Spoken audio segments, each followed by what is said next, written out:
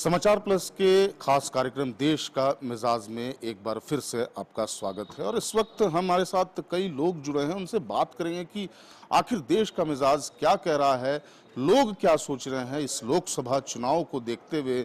झारखंड क्या राय रही। देश भर में अभी जो चुनावी महल चल रहा है, ये ईडी, बीडी, सीडी, सीबीआई, ये दिग्भ्रमित करके उसको डराया जा रहा है, जेल में डाला जा रहा है। ये चीज जो है जनता समझ, रोजगार चाहिए, महंगाई से लोग मर रहे हैं। अरे हमको इस मुद्दा से भटका कर मंदिर पर लाया जा रहा है। जनता पूरा देश में, युवा खास करके महिलाएं एकदम बोल रही है कि हमको भाई हमारा बच्चा को रोजगार चाहिए। रोजगार पर और बेरोजगारी पर ये लड़ाई जो है देश की रणनीति बन रही है पूरा देश में। तो इसीलिए इस बार जो है इंडिया गठबंधन फुल 400 पार मेजोरिटी में आ रही है। ये हमारा पूरा विश्लेषण है। मैं झारखंड प्रदेश कांग्रेस कमेटी का सीनियर लीडर बोल रहा हूँ। दोबारा आऊंगा और बात करेंगे। भैया ये बताइए कि अभी पूरे देश भर में जो माहौल चल रहा है, चुनावी माहौल चल रहा है, क्या लगता है आपको कि क्या वाकई में जनता के हित के लिए काम हो रहा है? नहीं, जनता के हित में तो अभी तक कोई काम नहीं हुआ है और जनता को भ्रमित किया जा रहा है कि आज जो भी स्थिति है, आज जो जितने यंग बच्चे लोग हैं पढ़ लिख करके जो तैयार हो रहे हैं, जिनके माँ बाप का पैसा खर्चा हो रहा है, आज नौकरी का कोई प्लान नहीं है। आज इससे तो पहले इसके पहले जो सरकार थी बहुत अच्छी स्थिति में थी।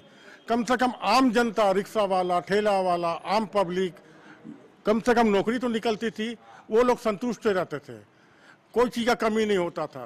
आज ये स्थिति है कि झूठ मूठ का ऊपर में चढ़ा दे। अरे राम मंदिर क्या है? राम ऐसे भी तो हम लोग हिंदू हैं, हम लोग कहीं भी पूजा करते हैं।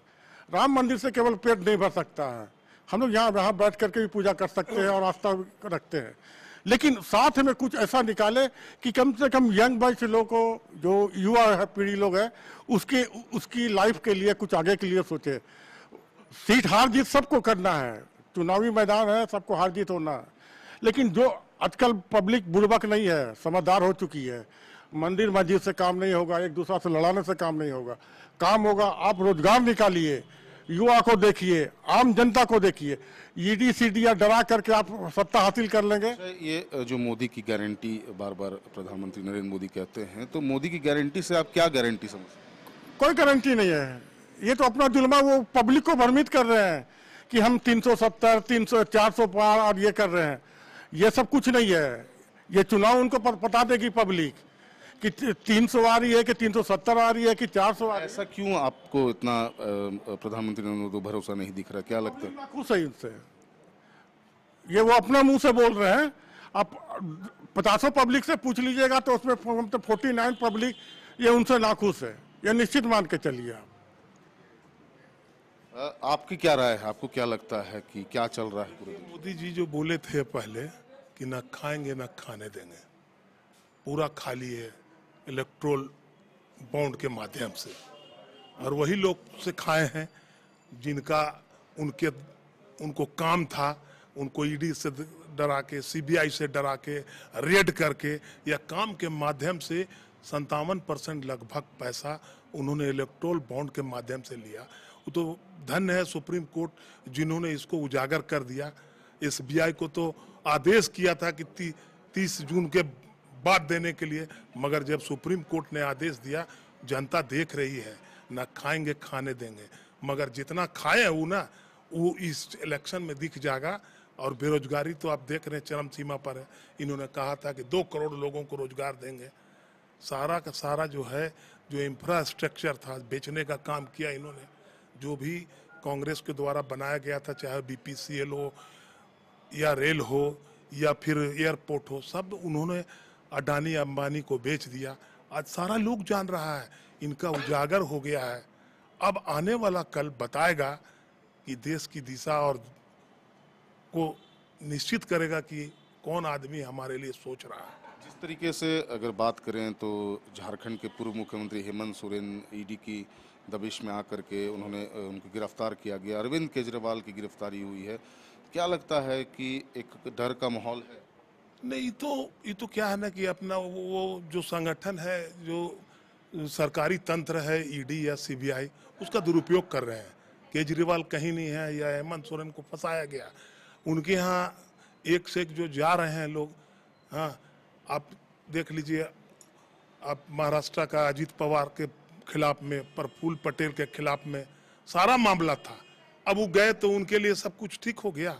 अब ये झारखंड का ही देख लीजिए, 2-4 आदमी जो ज्वाइन किए हैं वो खुद फंसे हुए हैं बीजेपी में, और वो धोआ गए हैं। उनके पास का वॉशिंग मशीन है कि धो करके साफ कर दे रहे हैं। ये गलत चीज़ है।